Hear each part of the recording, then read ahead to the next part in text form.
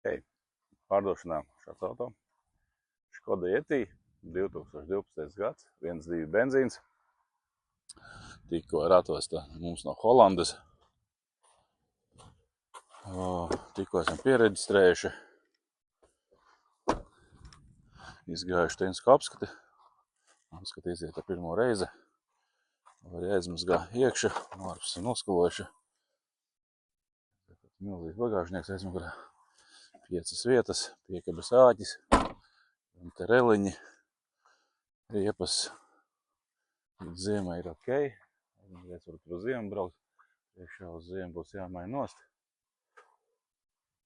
Izvēle defekta īsti nav, rūsiņas arī nav. Dzīva automašīna, nobraukums mums ir 245 000. Mehāniskā kārba, salons akurāts, foršs. Ir kondicionieris arī, protams. Tāda stūrīte, handsfree. Ieslēgšu arī magnetofonu. Mūzika skan. Viss notiekās. Vienkārši darba auto.